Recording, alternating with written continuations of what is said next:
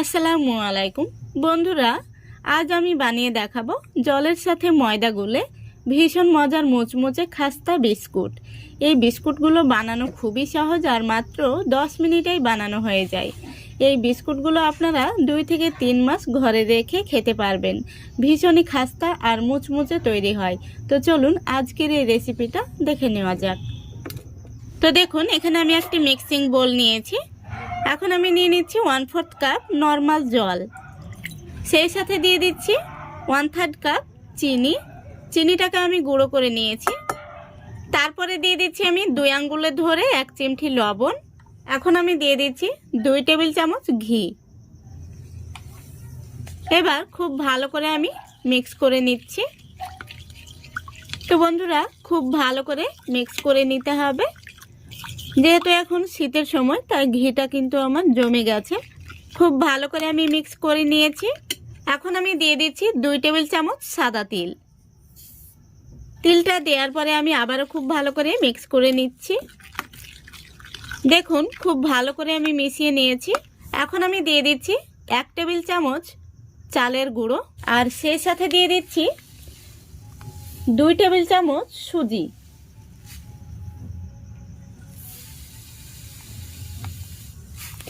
এতে করে আমাদের বিস্কুটগুলো কিন্তু ভীষণ মুচমুচে তৈরি হবে। এখন এই চালের গুঁড়ো আর সুজিটাকে খুব ভালো করে মিশিয়ে নিতে হবে। খুব ভালো করে মিশিয়ে নিয়েছি। এখন আমি দিয়ে দেব 1 কাপ ময়দা।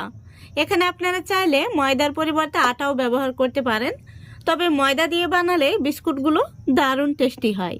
এখন আমি চামচ দিয়ে খুব সুন্দর করে ময়দাটাকে মেখে নেব। প্রথমত 1 কাপ ময়দা দিয়েছি, এখানে আমি আরও কিছু ময়দা অ্যাড করে দেব। এখানে আমি আরও 1 কাপ ময়দা নিয়েছি। প্রথমত 1/2 কাপ দিয়ে দিলাম, এটা আমি আবারও পরে ব্যবহার করব। আর সেই সাথে দিয়ে দিচ্ছি 1 টেবিল চামচ গুঁড়ো দুধ।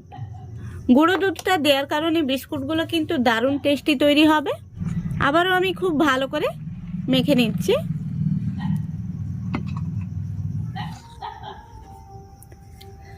এখন আমি চামচটা উঠিয়ে নিয়ে হাত দিয়ে খুব ভালো করে একটি ডো মেখে নেব।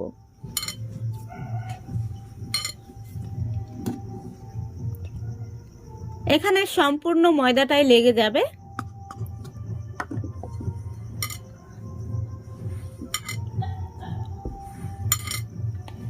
ডোটাকে খুব একটা নরম করা যাবে না, একটু শক্ত করে মেখে নিতে হবে।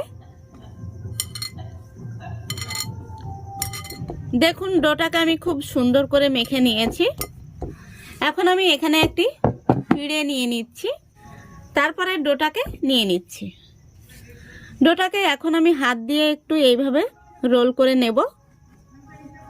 দেখুন, আমি খুব সুন্দর করে রোল করে নিয়েছি। এখন আমি একটি চাকু নিয়েছি, আর এটা দিয়ে বিস্কুটের শেপ দিয়ে কেটে নেব।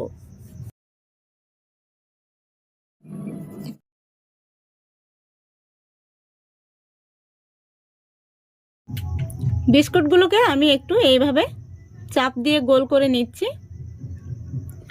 উপর দিকটায় কিন্তু চাপ দেওয়া যাবে না, এভাবে সাইডগুলোতে চাপ দিয়ে গোল করে নিতে হবে।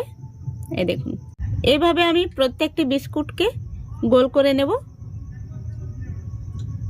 তো বন্ধুরা, আমি সবগুলো বিস্কুট রেডি করে নিয়েছি। এখন আমি বিস্কুটগুলোকে ভেজে নেব।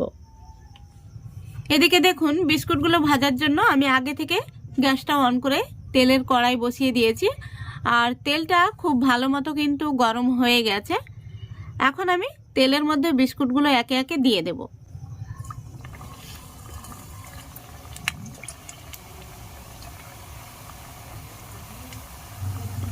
যতগুলো ধরবে আমি একসঙ্গে ততগুলো দিয়ে দেব, আর বাকি যেগুলো রয়েছে সেগুলো আমি দ্বিতীয় ব্যাচে ভেজে নেব। এখন আমি কড়াইয়ের হাতনটা ধরে একটু নাড়িয়ে দেব। গ্যাসের ফ্লেমটা লো আর মিডিয়ামের মাঝামাঝিতে রেখে বিস্কুটগুলোকে ভেজে নিতে হবে। কোনোভাবেই গ্যাসের ফ্লেমটা বাড়িয়ে দেওয়া যাবে না, নইলে বিস্কুটগুলো খুব তাড়াতাড়ি কালার চলে আসবে, কিন্তু ভেতর থেকে কাঁচা থেকে যাবে। এখন আমি একটি চামচ দিয়ে বিস্কুটগুলোকে উল্টে দিচ্ছি।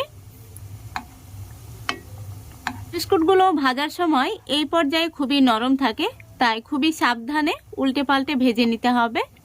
তো বন্ধুরা, একটু সময় নিয়ে এইভাবে উল্টে পাল্টে বিস্কুটগুলোকে ভেজে নিতে হবে, তাহলে বিস্কুটগুলো খুব সুন্দর কিন্তু খাস্তা আর মুচমুচে তৈরি হবে।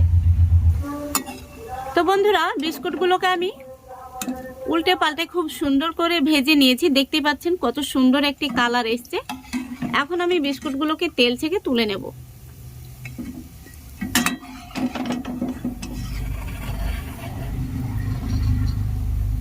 দেখুন বিস্কুটগুলো দেখতে কত সুন্দর হয়েছে, খুবই সুন্দর একটি কালার এসছে। একইভাবে আমি সবগুলো বিস্কুট ভেজে নিয়েছি। দেখতেই পাচ্ছেন বিস্কুটগুলো কত সুন্দর হয়েছে। আমি একটি বিস্কুট আপনাদের ভেঙেও দেখিয়ে দিচ্ছি ভেতর থেকে কতটা মুচমুচে তৈরি হয়েছে।